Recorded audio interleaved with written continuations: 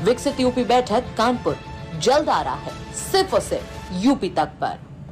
मैं बार बार कह रहा हूँ, ये प्रतियोगी छात्रों का आंदोलन है, कोई फर्जी नहीं आंदोलन।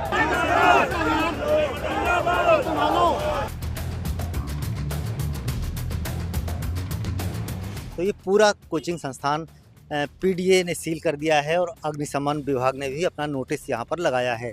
29 मई 2026 प्रयागराज की सड़कों पर भारी संख्या में स्टूडेंट्स इकट्ठा हुए। उनके साथ मौजूद थे प्राइवेट कोचिंग के वो टीचर्स जो उन्हें भर्तियों के लिए तैयारी कराते हैं, चाहे वो लेखपाल भर्ती हो, पुलिस भर्ती हो या फिर अन्य भर्तियां। तमाम लोग कैंडल मार्च निकाल रहे थे कई सारी भर्तियों को लेकर, जिनमें शामिल थे लेखपाल भर्ती, यूपीएसआई, एसएससी जीडी के जो तमाम धांधली वाले सेंटर्स निकले थे उस भर्ती को लेकर। इसके अलावा नीट पेपर लीक की भी बात यहां पर हो रही थी। साफ तौर पे युवाओं का मुद्दा जो उठाया जा रहा था कि युवाओं के भविष्य के साथ ये सही नहीं हो रहा, ये खिलवाड़ हो रहा है। अब इस प्रोटेस्ट के बाद आज यानी कि 31 मई की सुबह जो है बड़ी खबर सामने आती है, जब मालूम होता है कि उन तमाम सेंटर्स पर, तमाम कोचिंग सेंटर्स पर नोटिस चिपका दिया जाता है जिनके शिक्षकों को उस प्रोटेस्ट में देखा गया था। जी हां, अब क्यों नोटिस चिपकाया गया, उस नोटिस में क्या कुछ है, आइए जानते हैं इस वीडियो में। नमस्कार, मैं गौरव कुमार पांडे हाजिर हूं यूपी तक पर। दरअसल सुबह सुबह प्रयागराज के एग्जामपुर कोचिंग सेंटर के बाहर दरवाजे पर बड़े बड़े अक्षरों में महत्वपूर्ण सूचना वाला एक नोटिस जो है वो लगा गया है। बाकायदा यहां पर भारी संख्या में पुलिस बल भी मौजूद है। अब तमाम जो अभ्यर्थी वहां पर तैयारी करने के लिए रोज जो है कोचिंग जाते हैं, वो जैसे ही सुबह पहुंचे तो वहां पर उन्हें पुलिस बल और साथ ही साथ प्रयागराज डेवलपमेंट अथॉरिटी के जो अधिकारी हैं वो वहां पर नजर आए। ये प्रयागराज का हासिमपुर है और हासिमपुर में ये एग्जामपुर कोचिंग है जहाँ पर तमाम प्रतियोगी परीक्षाओं की जो तैयारी है वो कराई जाती है और यहाँ पर लिखा हुआ है एग्जामपुर कलम से क्रांति। तो ये पूरा कोचिंग संस्थान पीडीए ने सील कर दिया है और अग्निशमन विभाग ने भी अपना नोटिस यहाँ पर लगाया है। और यहाँ पर जो प्रयागराज विकास प्राधिकरण का जो नोटिस है उसमें लिखा है कि यहाँ अनधिकृत होने के कारण यह निर्माण सील किया गया है। इस निर्माण में सील को तोड़ना, पुनः निर्माण की कोशिश करना तथा किसी प्रकार का क्रय विक्रय करना अवैधानिक एवं दंडनीय अपराध है। ये पीडीए का नोटिस है और ये जो नोटिस छपा गया है ये अग्निशमन विभाग के तरफ से लगाया गया है और इनका कहना है कि ये निरीक्षण में पाया गया अग्नि को रोकने के लिए जीवन सुरक्षा जो उपाय हैं उसका ये उल्लंघन करता है। तो यहाँ पर इस तरह से दो नोटिस लगाए गए हैं। लेकिन अब सवाल उठता है कि ये नोटिस क्यों चिपकाया गया, आखिर इसमें क्या है। तो नोटिस जो है अग्निशमन द्वारा जो यहाँ पर चिपकाया गया है वो मैं आपको बता देता हूँ कि यहाँ पर इस नोटिस में लिखा गया है कि आपके द्वारा बेसमेंट में कक्षाओं का संचालन किया जा रहा है जो जीव रक्षा के दृष्टिकोण से आपत्तिजनक है।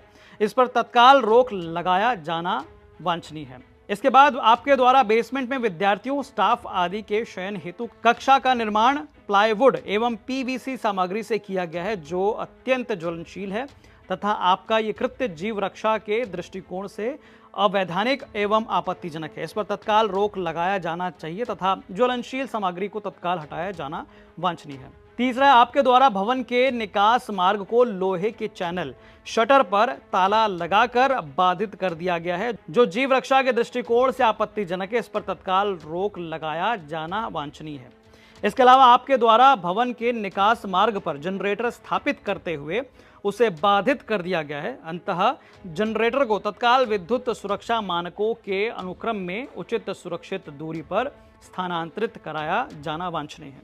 इसके बाद आपके द्वारा संपूर्ण भवन की खिड़कियों, बालकनी को पीवीसी एक्राइलिक शीट के माध्यम से पूर्ण रूप से बंद कर दिया गया जो कि अग्नि सुरक्षा के दृष्टिकोण से अत्यंत आपत्तिजनक है। इसके बाद आपके संपूर्ण भवन में उत्तर प्रदेश विद्युत सुरक्षा निदेशालय के सक्षम प्राधिकारी से विद्युत सुरक्षा ऑडिट कराते हुए विद्युत सुरक्षा प्रमाण पत्र प्राप्त करके इस कार्यालय को तत्काल उपलब्ध कराना सुनिश्चित करें। सातवां है, भवन में अग्नि सुरक्षा एवं जीव सुरक्षा की व्यवस्थाएं NBC 2005/2016 के अनुक्रम में स्थापित एवं संचालित नहीं पाई गई जिस पर तत्काल सुधारात्मक कार्रवाई किया जाना वांछनीय है।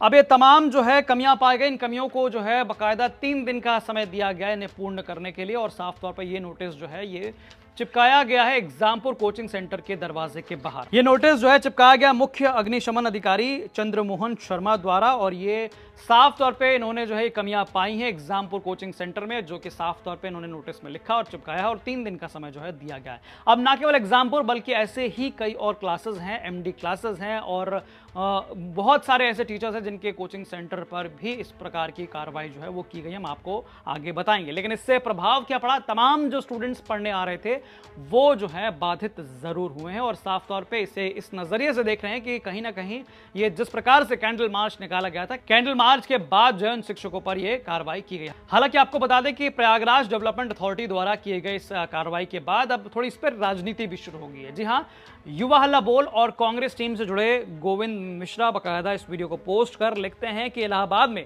लेखपाल भर्ती के खिलाफ हो रहे प्रदर्शन में हिस्सा लेने वाले टीचर्स के कोचिंग को सीज किया जा रहा है, लीक तंत्र में प्रदर्शन अपराध होता है। तो कहीं ना कहीं इस पूरी कार्रवाई को इस नजरिए से देखा जा रहा है कि जो शिक्षक उस प्रदर्शन में मौजूद थे या युवाओं को लेकर पहुंचे हुए थे, उन पर जो है ये कार्रवाई हो रही है। हालांकि इस पर आपकी क्या राय है हमें कमेंट करके जरूर बताइएगा। ये रिपोर्ट आप तक पहुंचाई हमारे संवाददाता पंकज श्रीवास्तव ने, ये कैसी लगी जरूर बताइएगा। धन्यवाद।